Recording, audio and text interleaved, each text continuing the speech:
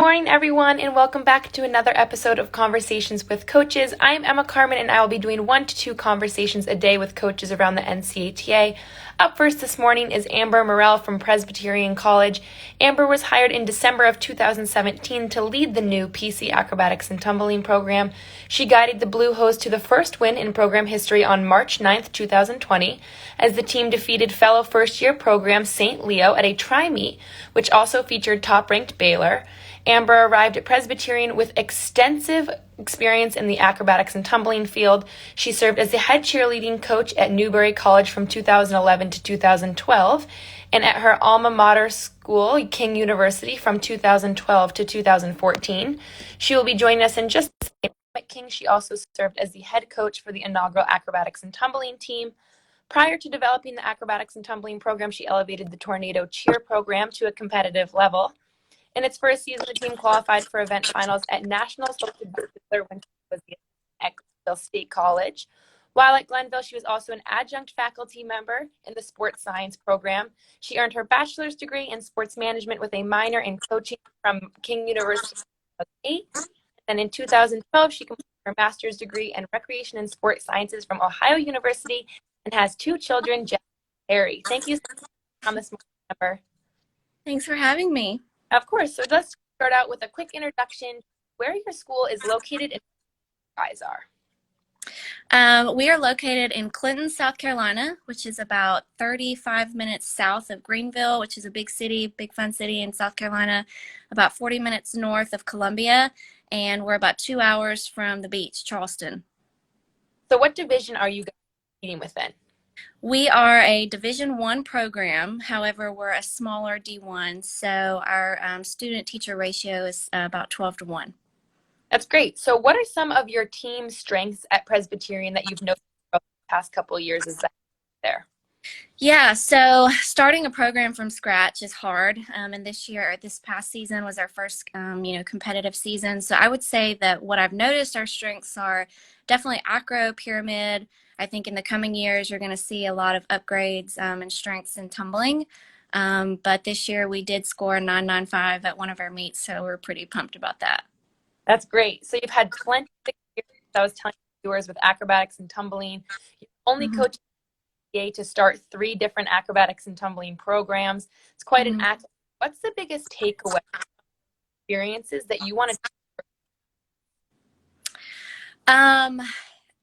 It's such an interesting story. I feel like I've got to experience so much history in just a short amount of time.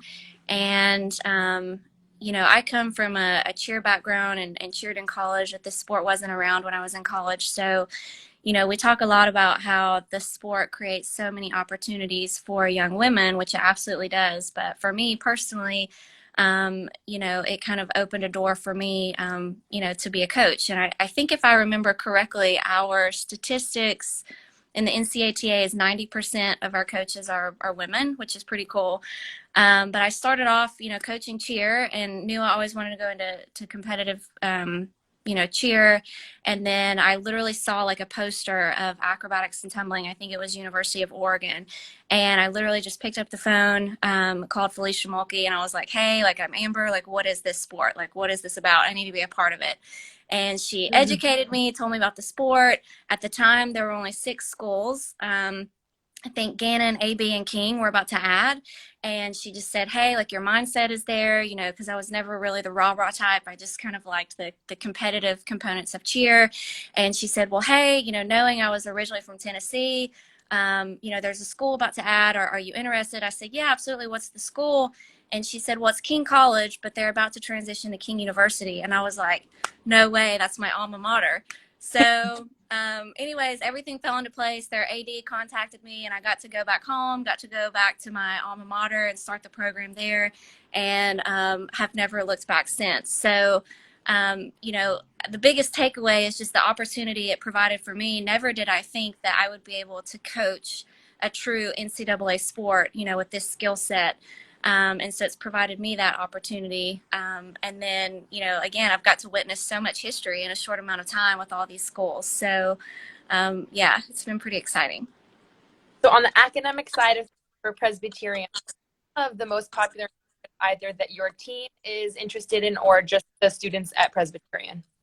So the majority of our student athletes are science majors, and I would say that's pretty true for PC. We're a really strong academic school. We have a pharmacy program, we have a PA school, and we're about to launch an occupational therapy school as well. Typically, the average GPA is a 3.6 and higher. So we get strong students. We retain strong students and we graduate strong students. But we also have, business and we have several education majors as well. So PC is just, kind of our niche is academics and just strong students. So one last question for you. What do you hope for the future? Last year was a little bit of more of a half season than a full season. So going into next year, athletes are more than excited to get back out on that map. But what do you hope for the future?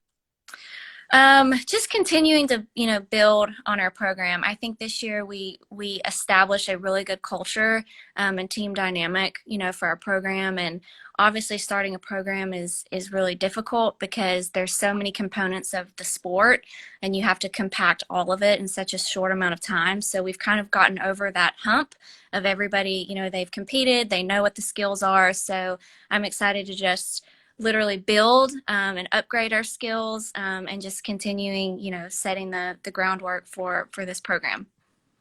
Great. Thank you so much, Amber, to everyone for tuning in to another episode of Conversations with Coaches. Up next, Keegan Johnson from Converse at 2 p.m. Standard Time.